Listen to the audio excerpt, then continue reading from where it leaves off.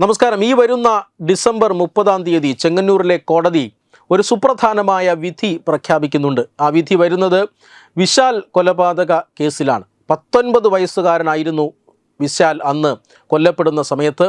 ആ വിശാലിൻ്റെ കൊലപാതകം, ആ കൊലപാതകികൾ അറസ്റ്റിലായിരുന്നു. അവരുടെ വിചാരണ അവസാനിച്ചു. അതിനൊടുവിലാണ് ഈ വരുന്ന ഡിസംബർ 30, അതായത് കൊലപാതകം നടന്ന് 13 വർഷത്തിന് ശേഷം വിചാരണ കോടതി വിധി പറയാൻ ഒരുങ്ങുന്നത്. ഇസ്ലാമിക ഭീകരവാദി സംഘടനയായ പോപ്പുലർ ഫ്രണ്ടിൻ്റെ പോഷക സംഘടനയായ ക്യാമ്പസ് ഫ്രണ്ട് ഓഫ് ഇന്ത്യയുടെ ഇസ്ലാമിക തീവ്രവാദികളാണ് അന്ന് ഈ വിശാലിനെ കൊലപ്പെടുത്തിയത് എന്ന് നമ്മൾ കണ്ടു.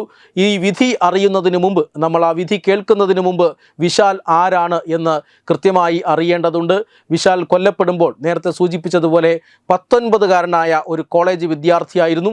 ആറന്മുളയ്ക്കടുത്തായിരുന്നു അദ്ദേഹത്തിൻ്റെ ജനനം. ആറന്മുളയിൽ ശ്രീ പാർത്ഥസാരഥിയുടെ മണ്ണിൽ ജനിച്ച വീരപുത്രനാണ് വിശാൽ അന്ന് കേരളത്തിലാണ് ജനിച്ചതെങ്കിലും പിന്നീട് ഗൾഫിലും UK-യിലുമായിട്ടാണ് വളർന്നത്. പക്ഷേ പിന്നീട് യുവാവായതിനു ശേഷം മാതൃഭൂമിയെ സേവിക്കാനായി അദ്ദേഹം ഭാരതത്തിലേക്ക് മടങ്ങുകയായിരുന്നു. ഇവിടെ സംഘപരിവാർ പ്രസ്ഥാനങ്ങളുമായി ബന്ധപ്പെട്ട് പ്രവർത്തിക്കുന്നു.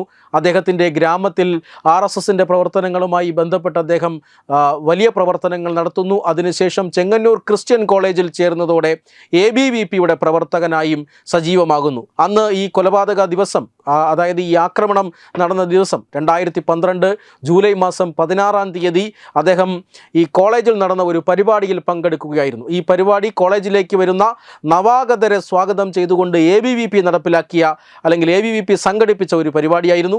ആ പരിപാടിയുടെ മുഖ്യ സംഘാടകൻ കൂടിയായിരുന്നു വിശാൽ. ഈ വിശാൽ ആ പരിപാടിയിൽ പങ്കെടുത്തുകൊണ്ടിരിക്കുമ്പോഴാണ് ഇസ്ലാമിക തീവ്രവാദികൾ, ക്യാമ്പസ് ഫ്രണ്ട് ഓഫ് ഇന്ത്യയുടെ പ്രവർത്തകർ ഈ പരിപാടിയിലേക്ക് ഇരച്ചു കയറുകയും അവിടെ വന്ന് പ്രകോപനം സൃഷ്ടിക്കുകയും ചെയ്തത്.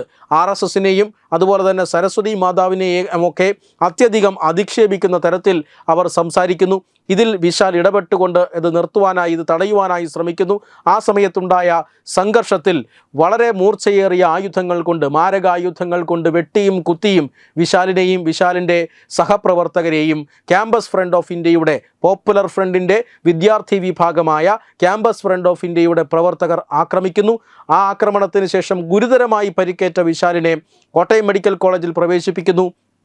അവിടെ ചികിത്സയിലിരിക്കുക. അടുത്ത ദിവസം, അതായത് ജൂലൈ മാസം 17-ാം തീയതി 2012 ജൂലൈ മാസം 17-ാം തീയതി ധീര ബലിദാനിയായി. എങ്ങനെയാണ് 19കാരനായ വിശാൽ ഇസ്ലാമിക തീവ്രവാദ സംഘടനകളുടെ കണ്ണിലെ കരടായി മാറിയത്? പ്രവാസി ജീവിതം അവസാനിപ്പിച്ച് നാട്ടിലെത്തിയ അദ്ദേഹം RSSൻ്റെ പ്രവർത്തനവുമായി ബന്ധപ്പെട്ട് തിരക്കിലായിരുന്നു. RSSൻ്റെ ശാഖകൾ ആരംഭിക്കുന്നതിൽ നിർണായകമായ പങ്കുവഹിച്ചു.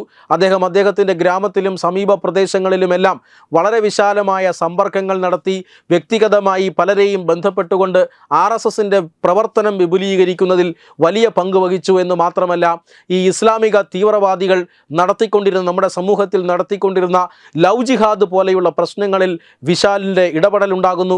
പല പ്രവർത്തനങ്ങളിലും വിശാൽ ഈ ഇസ്ലാമിക തീവ്രവാദികളുടെ പല പ്രവർത്തനങ്ങളിലും വിലങ്ങുതടിയായി മാറുന്നു. വിശാൽ പലതരത്തിൽ ദേശീയ പ്രവർത്തനങ്ങൾ അത് വളരെ വലിയ രീതിയിൽ വ്യാപിപ്പിക്കാനും കോളേജിലടക്കം ABVPയുടെ പ്രവർത്തനം വ്യാപിപ്പിക്കുന്നതിലുമെല്ലാം വലിയ സംഭാവനകൾ നൽകിയ ഒരു യുവാവായി മാറുകയായിരുന്നു. സ്വന്തം സമൂഹത്തെ സേവിക്കുക, അതോടൊപ്പം തന്നെ സ്വന്തം ധർമ്മത്തെ സംരക്ഷിക്കുക, ഇതെല്ലാം ജീവിത ലക്ഷ്യമാണ്, ജീവിതത്തിൻ്റെ ധർമ്മമാണ് എന്ന് വിശ്വസിച്ചിരുന്ന ഒരു ഹിന്ദു യുവാവായിരുന്നു വിശാൽ. ആ വിശാൽ ദേശീയ വിരുദ്ധ ശക്തികളെ കൃത്യമായി തന്നെ തടയാനുള്ള ശ്രമങ്ങൾ നടത്തി, പ്രതിരോധിക്കാനുള്ള ശ്രമങ്ങൾ നടത്തി. ഇതിൻ്റെ ഭാഗമായിട്ടാണ് ഈ തീവ്രവാദ സംഘടനകളുടെ കണ്ണിലെ കരടായി വിശാൽ മാറുന്നത്. ആ ലക്ഷ്യമാണ് പിന്നീട് കൊലപാതകത്തിലേക്ക് നയിച്ചത് എന്ന് തന്നെ പറയാം. തരം കിട്ടിയപ്പോൾ തീവ്ര ഇസ്ലാമിക സംഘടനകൾ വിശാലിനെ വധിക്കുകയായിരുന്നു. 13 വർഷമായി മകൻ നഷ്ടപ്പെട്ട കുടുംബം നീതിക്ക് വേണ്ടി അലയുകയാണ്. അവർക്ക് മുന്നിൽ നീതിയുടെ വാതിലുകൾ ഇന്നുവരെയും കൊട്ടി അടയ്ക്കപ്പെട്ടിരിക്കുകയാണ്. അന്വേഷണം നടന്നു. അന്വേഷണത്തിൻ്റെ ഭാഗമായി ചിലരൊക്കെ പിടിയിലായിട്ടുണ്ട്. അവർക്ക് ഇനി എന്ത് ശിക്ഷ ലഭിക്കും എന്നറിയാൻ, നീതി ലഭിക്കുമോ ഇല്ലയോ, ഇതൊക്കെ അറിയാൻ ഡിസംബർ 30-ാം തീയതി വരെ കാത്തിരിക്കണം.